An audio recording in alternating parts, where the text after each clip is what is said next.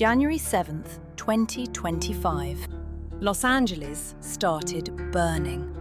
Not in one place, multiple places.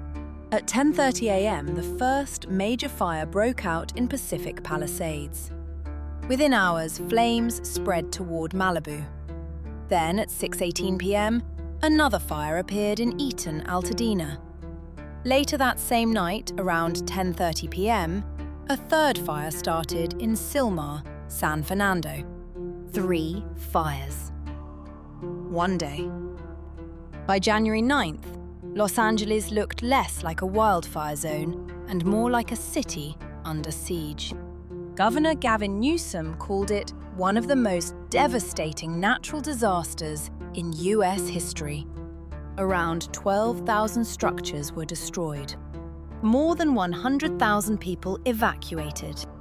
At least 24 deaths confirmed.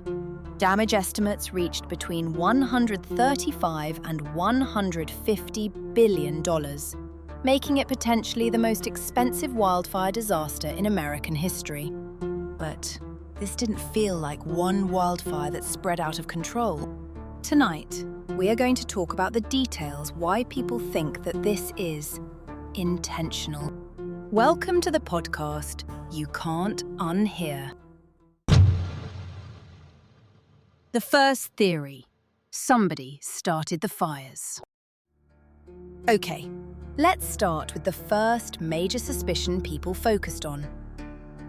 On January 9th, shortly before the Kenneth Fire started, a resident reportedly detained a man near the area. According to reports, the man was allegedly carrying a propane tank or flamethrower. Police arrived and arrested him. But later, authorities stated they found no evidence linking him to the major fires or organized arson. Still, the story spread instantly online. And from a public perspective, you can understand why. LA was already burning.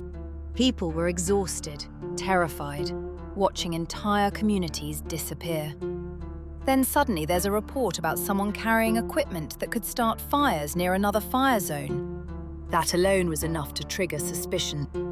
Online, many people started asking the same question. If this wasn't arson, why was he there? Others argued something important too.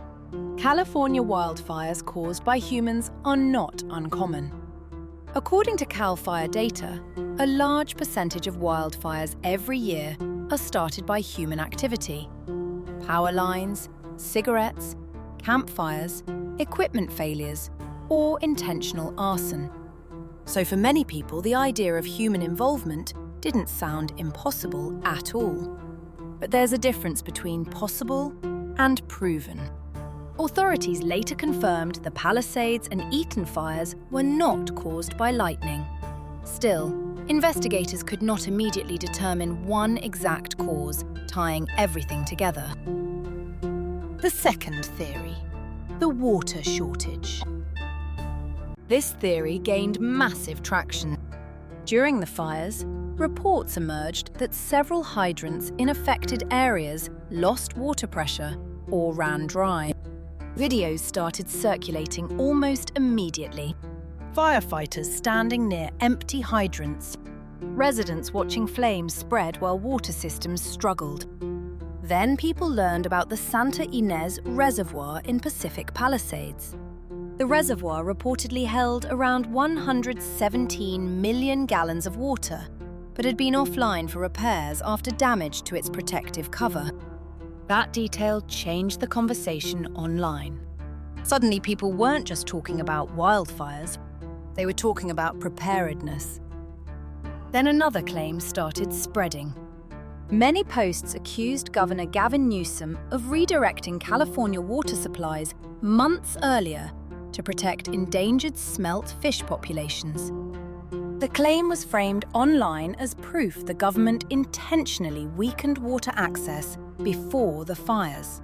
Supporters of that theory pointed to firefighters struggling with water availability during critical moments. Critics argued the situation was more complicated than that. Urban water systems, Wildfire infrastructure, drought conditions, reservoir maintenance, and pressure limitations are separate issues that became interconnected during an extreme emergency. But once people saw dry hydrants during one of the worst fire disasters in US history, trust collapsed quickly. The third theory: insurance companies knew something.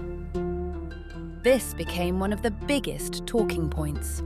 Months before the fires, major insurance providers reportedly dropped thousands of homeowner policies in high-risk California neighborhoods. State Farm alone reportedly discontinued around 1,600 policies in Pacific Palisades in mid-2024. Additional policies were dropped in Brentwood, Calabasas, Hidden Hills, and Monte Nido. After the fires destroyed luxury homes across those same areas, social media exploded with one question: how did insurance companies know? From the public's perspective, it looked suspicious. Policies cancelled. Months later, neighborhoods burned.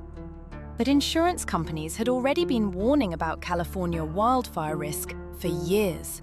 Rising reconstruction costs, repeated fire disasters, and climate risk exposure had made California increasingly expensive for insurers. That explanation exists. Still, emotionally, many homeowners felt abandoned. Imagine paying insurance for years, losing coverage, then watching your house burn down months later. The fourth theory: the blue trash cans. This was probably the most viral conspiracy theory connected to the fires. Videos showed blue trash cans surviving in neighborhoods where homes were completely destroyed. Blue cars also appeared untouched in some footage. People started asking, how does plastic survive while houses burn? That question led directly into one of the internet's biggest theories: direct energy weapons, or DEWs. According to the theory, advanced laser-based weapons caused the fires using targeted energy beams. Some users claimed the weapons did not affect blue objects due to wavelength or reflection properties. Others linked the same phenomenon to the Maui fires in Hawaii during 2023, where blue umbrellas and blue objects also appeared to survive. The theory spread so widely that even people who didn't believe it still saw the videos repeatedly. And visually, the footage looked disturbing. Entire blocks reduced to ash. One blue trash can still standing. But wildfire experts pushed back on the claims. Heat distribution during fires is inconsistent. Wind direction changes rapidly. Different materials ignite differently.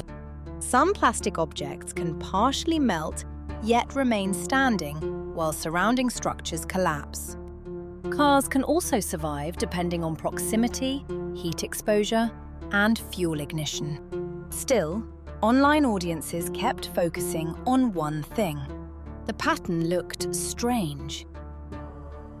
The fifth theory: why were some trees still standing? This theory became another viral talking point. People posted videos showing homes destroyed while nearby trees remained upright. Some footage showed palm trees burning only at the top. For many viewers, that looked unnatural. The argument online was simple. If wildfires started from vegetation, why are some trees still standing while houses are gone? Experts explain that living trees contain moisture internally, making some species more resistant to ignition than dry structures packed with synthetic materials, fuel, furniture, insulation, and gas lines. In major fires, homes can actually burn hotter than surrounding vegetation. But that explanation didn't stop alternative theories from spreading. Some users claimed the trees were actually disguised utility poles. Others connected it again to direct energy weapons or HARP. The sixth theory. HAARP. HAARP stands for High Frequency Active Auroral Research Program. Officially, it's a scientific research program studying the ionosphere. Online conspiracy communities have linked HAARP to almost every major natural disaster imaginable for years.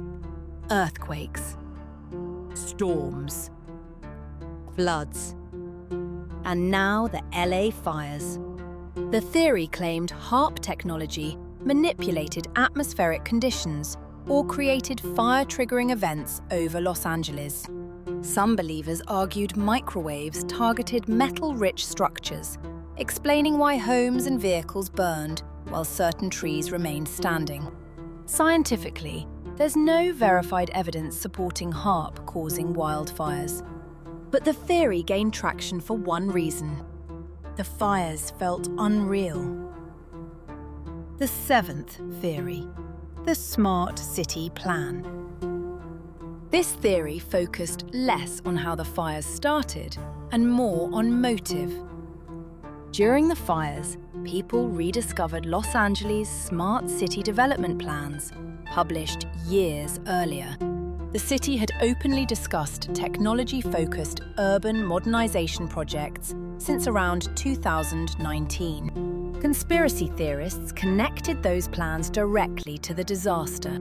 Their argument looked like this. Destroy older neighborhoods. Insurance becomes unavailable. Residents leave. Land prices collapse. Then large redevelopment projects move in later. The theory spread rapidly among people who already distrusted government institutions or large corporations. And historically, major disasters have reshaped cities before. That's true. Cities often rebuild differently after destruction. But online discussions quickly escalated from redevelopment theory into deliberate destruction theory. That's a huge leap. The eighth theory. P. Diddy and Hollywood. This was where the theories became much darker. Online users connected the fires to allegations surrounding Sean Combs and broader Hollywood scandals.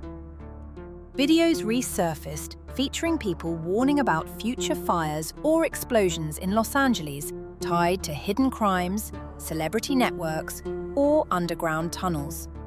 Then people noticed something else. Several celebrities linked online to ongoing controversies had homes affected by the fires.